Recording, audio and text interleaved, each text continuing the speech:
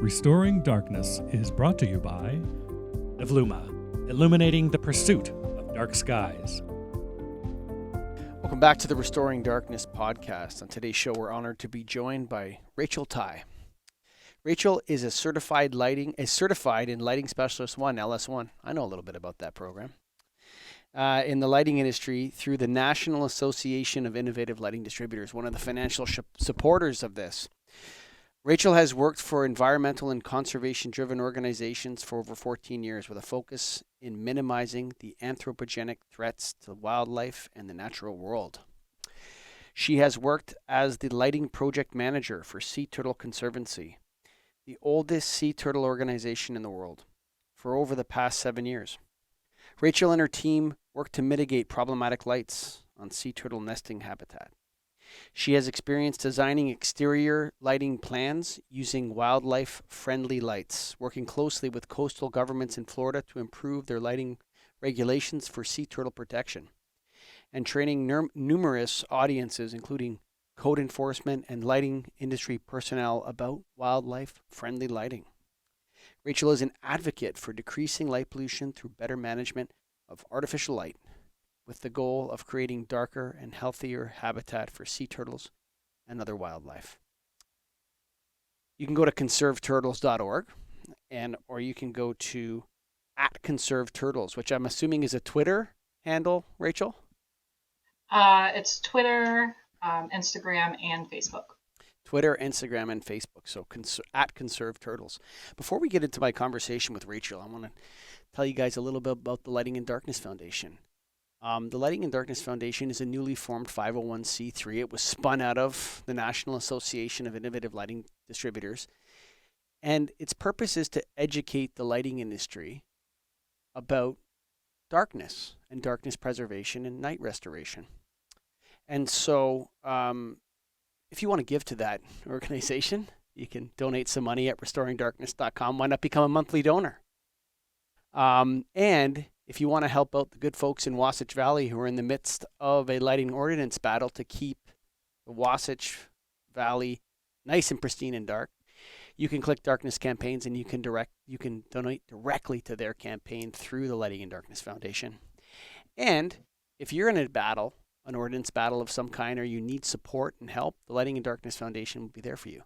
So you can contact us through our website and we will support you. One of the ways we can do that is by raising money like we're doing for Wasatch Valley, or also presenting at different county meetings and different areas with different stakeholders to help you convince them to restore night, restore darkness, and preserve night.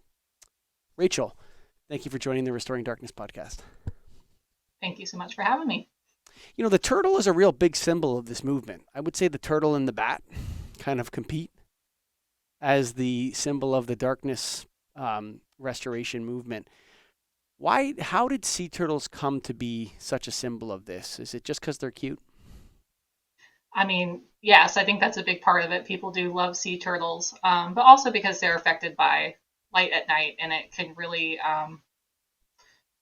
cause a lot of damage to them in terms of nesting and whatnot. So is it the nesting, or is it the fact that when they come out of their little shells, they go the wrong way towards the highway light instead of the moonlight? It is both. So sea turtles are affected by artificial light. It can cause them adults to go other places to nest, adult females, or it can cause hatchlings to become disoriented, meaning go the wrong direction, not know which direction is the right direction. And you said something about moonlight or the moon. It's not that they're attracted to the moon, because as we know, the moon's not always over the ocean.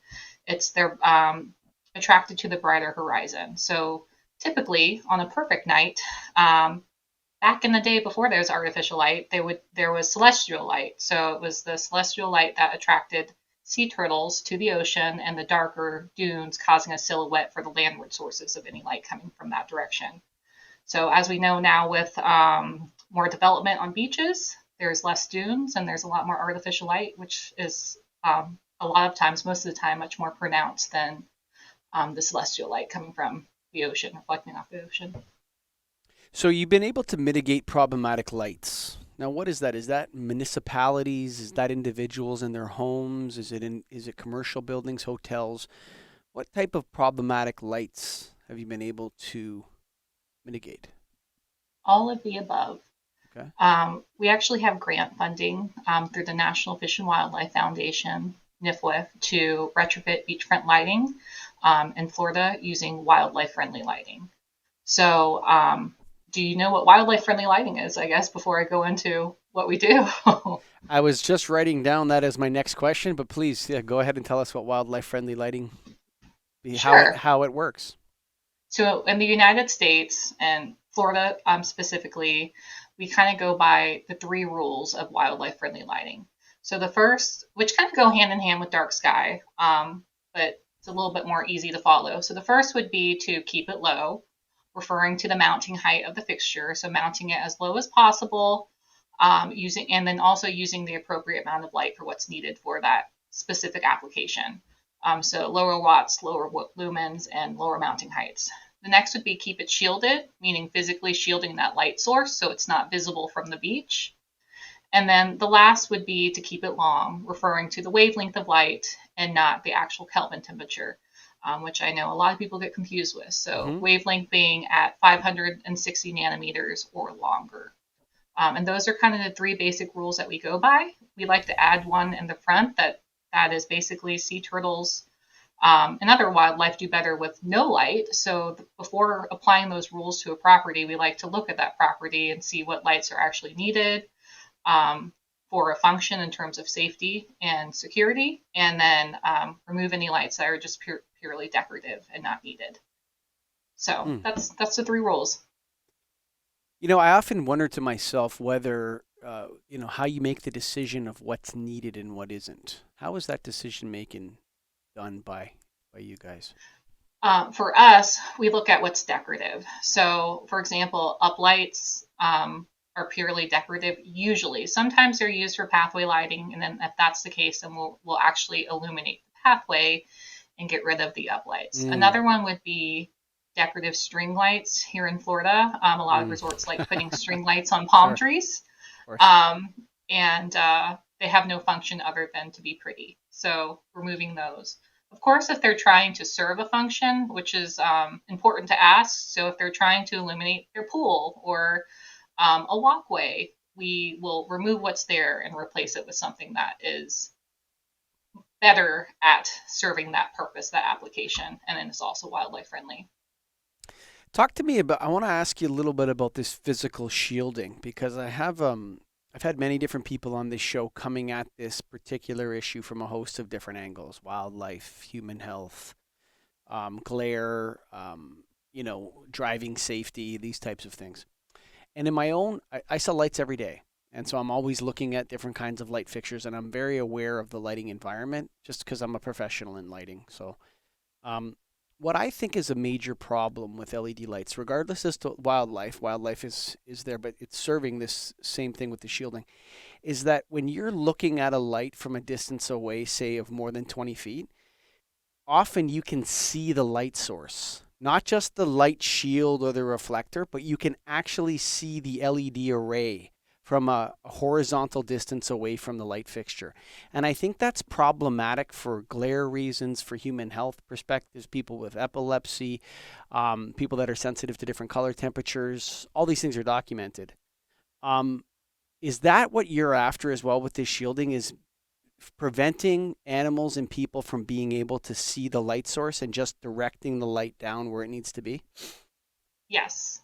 So within reason, of course. I mean, there's times that, to meet certain safety codes, you can't shield that light source because you need a certain type of distribution to come out, and, shielding that light's going to prevent that. But yes, shielding the light source so it's not actually visible. Now, in Florida, it's challenging to do that because sometimes we have very large high rises that have ceiling mounted lights on them, and it doesn't matter how big of a shield you put on it. If you're looking up from the beach, you're going to see it. So that's when I say within reason and what's doable. So in those cases, we can't ask those people to take their lights off, but we can still put a shield so it's less bad.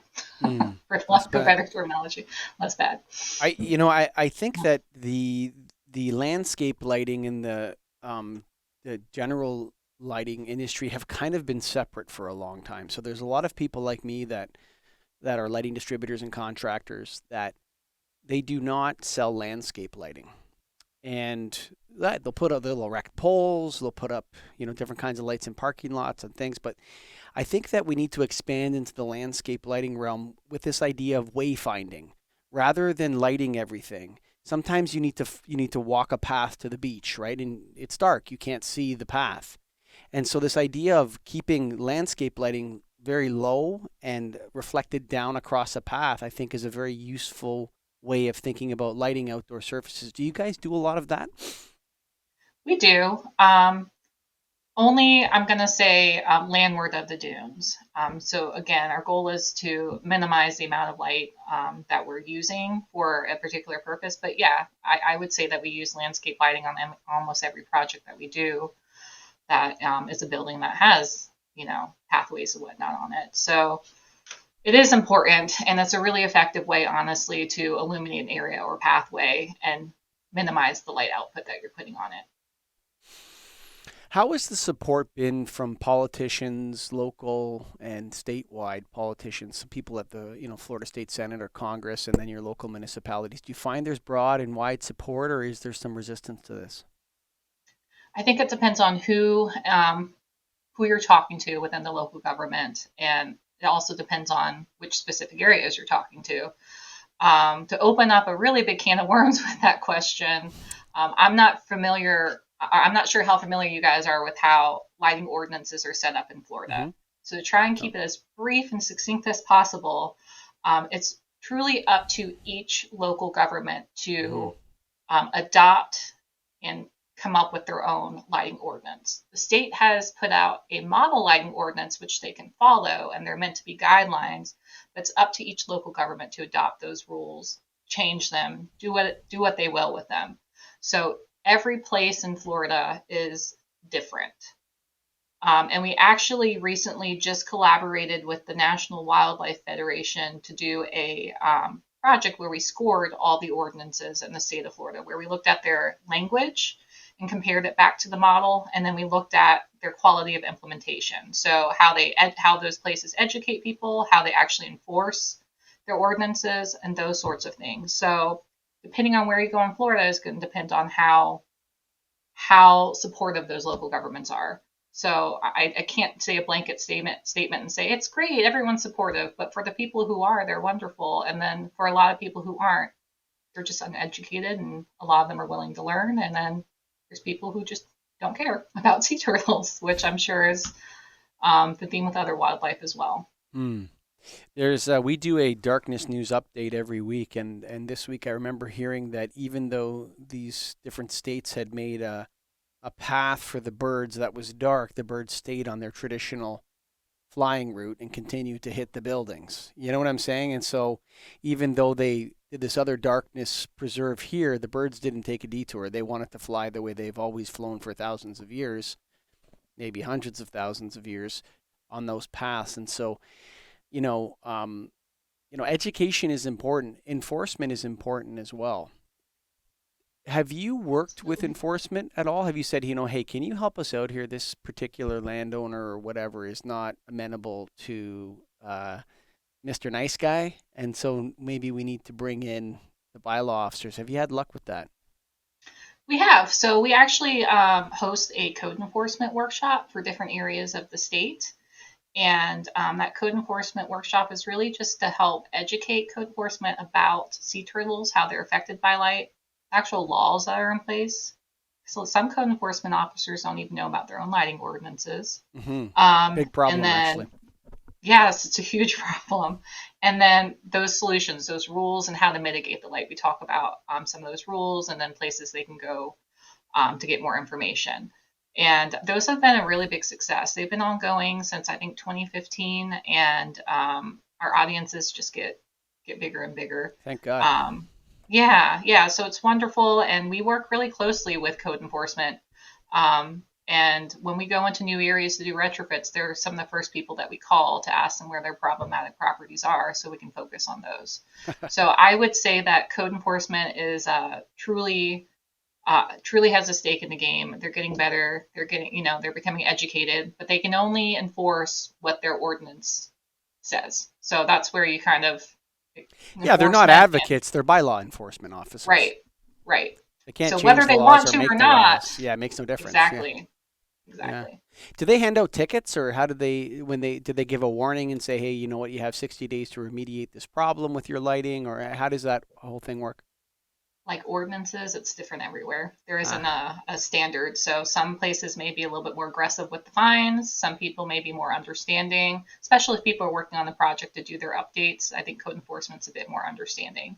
And then sometimes all they do is send a letter, and that's all they can do. So it just depends on where you go in the state. And so you've engaged in educating them technically, is what I'm hearing. And so do you say this is a light meter, this is how you measure, or this is a shielded fixture, this isn't? Like, how is that education going with the code enforcers? So it's a three-part workshop that we give to them. That first portion basically talks about how sea turtles are affected by light, how our artificial light impacts them. The second part goes through all the laws surrounding sea turtles and lights in the United States, from federal down to local level. Then we actually go through and we tell them what makes a good lighting ordinance and why, how to do a lighting survey at night, what to look for, what things to take down. And then part 3 of that looks at ways to manage artificial light. So we talk about the myths surrounding light. We talk about those 3 rules, and we give examples of, here's, a light that isn't following this rule, and here's a light that is. Part 3, or not part 3, that third rule, keep it long, we really dive into, because I feel like people have a really hard time grasping. That's a tough what one. Wavelength is. It is. So we show a lot of graphs from. A lot of manufacturers don't post that information. Right. But we do have a program in Florida that the state puts on where they certify fixtures and bulbs to be wildlife friendly. And so to be certified, you do have to provide them that information. But not every fixture and bulb that we use is obviously going to be certified, but doesn't mean that it doesn't meet the right criteria. But that is something that we need to know. But yeah, so in that third part, like I said, we go through all that, and we also talk about some resources where they can go to find lights. We talk about kind of how the lighting industry is set up, because you can't just walk into a chain store to purchase wildlife-friendly lighting. A lot of it's made to order, so we talk about lighting distributors, and we talk about manufacturers and lighting agencies and how the whole industry is set up, because otherwise people wouldn't be able to find lights. And then we just provide them with outreach resources. What are the myths? More light equals more safety? Yeah, that's one of the big ones. Is it's really what people think it doesn't do. So wildlife friendly lighting isn't safe. My property won't be secure if I change my lights over. My property is going to be unattractive. I won't be able to meet. This kind of goes hand in hand with safety. I won't be able to meet proper building codes. It's going to be too expensive. Those are some of the main ones. Yeah.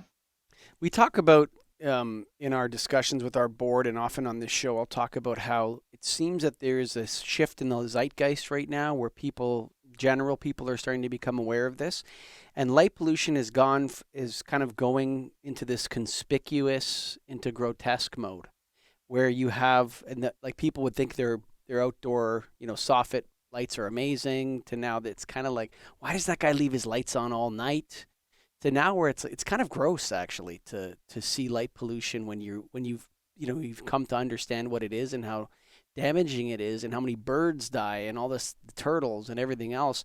It becomes grotesque, and I think we want to accelerate that process so that the citizens of America, Canada, and all these different places can start to say, I don't want to use the word shame, but kind of like, look down. Like, I want lighting distributors to be in a position where if you don't recommend wildlife friendly or light fixtures that which will restore night and darkness, if you don't specify this, you're kind of looked down on in the group. Like, why aren't you doing this, man? All the cool people are doing this now, buddy. I hope we can get there, and it's going to get there when the customers start asking us for it more. You know what I'm saying? When there's sales there. I hate to be Yeah. crude like that.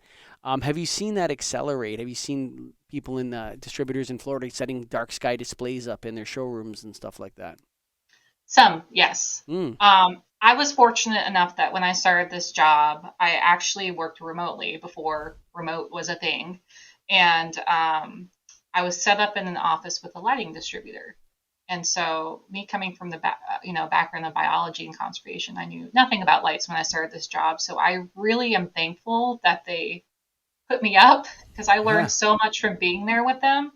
And through that, also met some really amazing contacts between people in distribution, but as well as, lighting agencies and whatnot. So, um, through those contacts and through that experience, we've been able to make more contacts and spread the word. And I feel like when I first started this position, there's a lot of distrust between conservationists and lighting industry professionals, mm, and it was really important to kind of bridge that gap because we need to work together to make of this course. to make it work. And so, in doing that, at least in Florida, I feel like more and more of the distributors that we work with and more of the lighting agencies are pushing for that. Even some of the utility companies have been pushing for that. I went to a conference for the different municipalities here in Florida, and there was a utility company that was there, and as one of the exhibitors, and they had up a wildlife friendly fixture that they Mm, offer. And to me, that speaks volumes because the fact that someone's even there educating about that's not us and not a Sea Turtle group is, I think, fantastic. And we found really great advocates within the lighting industry. So I definitely feel like it's possible. But people who aren't within that realm or aren't working closely with properties in Florida and aren't seeing that as much. They are a little bit harder to get through to, and we do hear that it's about supply and demand. So until people start asking for it, they're not going to provide it. yeah, Dark Sky International. I don't know if it's just Dark Sky or Dark Sky. I know they changed their name from IDA to Dark Sky. Has done a really good job in reaching out to the lighting industry. They created the five principles of responsible outdoor lighting with the IES, and then they've been working really hard to make inroads and to connect. Because in the past, the this movement was at odds with the lighting industry. The lighting industry wasn't embracing it. And what I've been trying to say as a lighting professional and on this show is that this represents a huge opportunity for us financially to make a lot of money. Like, I mean, I love it, everything else, but even if the lighting industry embraces this, it's the single biggest opportunity we have in front of us is to redo all the exterior lighting. Why not? Like, why not embrace this issue? Right? There's the governments are going to start to make codes about this. They're going to start to enforce these ordinances and all this sort of stuff. And the lighting industry should lead it. We should be on the front lines. Why not? So, Yeah, I wish more people saw it that way. I really do, because I agree. I agree. It's things are changing, and don't you want to be on the forefront of that change? well, not only that though, but it doesn't. We're not talking about more light. We're not talking about no light. We're talking Hmm. about redoing existing lighting systems, which we've been doing for the last 30 years. Yeah, you're Replacing doing it lighting. anyway. Yes. And you know what? Let's just I mean, I hate to say it, but we have to push reset on the exterior lighting. We've created so much light pollution with LEDs. Let's, we have to go back and say, you know what? We made a mistake. It wasn't all about energy efficiency. There's other issues that we need to address with exterior lighting. And whether that's sea turtles or dung beetles or whatever, we want to make sure that our lighting is as safe and healthy for all living things. Yeah, Um, I feel like we had a nice technical conversation here, Rachel. It was really it's fun. great. Usually we're in the spiritual world and all this stuff on this show, children's books and everything else. But uh, what is what is your goal long term for your career? Do you plan to spend a career in darkness restoration and night preservation? And if so, what do you want to accomplish? Wow, I haven't been asked that question in a long time. Um, I like what I'm doing now, and I'm happy with what I'm doing now. I never thought for once, if you would have asked me 10 years ago if I thought I was going to be doing something with lights, I would have laughed at you. But I've come to really enjoy it. I take a lot of pride in the project that I'm managing, and I think I want to continue doing this. I think it's really important to mitigate lights and light pollution. So this, I think, But my long-term goal is just that I think to get kind of what we talked about, to get more people aware of light pollution being an issue and want to do something about it, not just along the coast of Florida, but everywhere, which I know is what the show is all about, and to really mitigate lights for sea turtles as well. So I think that would be my long-term goal, is to keep doing what I'm doing and just get more people aware and making an actual change, a large impact, I should say, making a nice big impact where you can see that change everywhere. Yeah, I think you're going to see it swell. There's momentum behind this right now. How has I don't know how to describe it. Everything's so political now. But when it shouldn't be in the environment, like having a clean environment, and I think that starts at the local level, right? With water and air and land, right? And wildlife. Have you felt that the larger environmental movements that we have, plastics in the ocean, climate change, carbon dioxide, all this kind of stuff, have they embraced this as a true environmental issue yet, or is it still a metaphor to them, light pollution? How's your interactions with them been? I don't think a lot of people here in Florida who aren't involved with coastal lighting and sea turtles really think of light pollution as being a type of pollutant at all. And that's something that we really push in our outreach that we do, that light pollution is pollution. I feel like some things have been embraced, but it also could just be because this is what I do all the time. I see it every day and I'm thinking about it every day, but on a large scale, at least in this state and really probably the whole country, I feel like there is still not a lot of attention on this issue when there should be. Yeah, I feel like the EPA, for example, in America. I don't know if they have legislation on light pollution or not, but they're certainly not aggressive in the realm. They're not acting very fast. You hear in Canada we have the Ministry of the Environment and Climate Change. That's the name of what Canadians' EPA would be. And there isn't a lot of talk about light pollution, and I think it still resonates as a metaphor for a lot of people that, we only say light pollution because we want you to understand that it's too much light, but it's not actually pollution. It's just like a comparison or something like that. And I think that's something that the movement needs to overcome and have it included. And in fact, it's a solvable environmental problem, and it will contribute to any of the other problems in terms of energy efficiency and using less energy. Right. And so, it should be embraced. Rachel Tighe, do you have any final thoughts for our Restoring Darkness listeners? Oh man, that's a big one. I would say if there's anybody out there who doesn't already know that light pollution is a problem, maybe take a look at it, and that just because you're not on the coast, just because you don't have sea turtles or even, heavy populations of bats like we talked about, or dung beetles, as you said earlier, there's something, including you, that's affected by light. So you should still look at your lights and make a change for better, for your health or for the health of the environment. Can people donate to conserveturtles.org? They sure can. There's a lot of different things. You can become a member. You can just donate to donate. You can adopt a sea turtle as well. This is actually a great time to do that. We satellite tag sea turtles every year in different places in the Caribbean and in the state of Florida, and they enter into a race called Tour de Turtles. And basically it's a migration race, and at the end of it, whoever traveled the furthest wins. But you're able to get online and track turtles and see where they're going. All have names, and you can adopt one of those turtles as well, symbolically.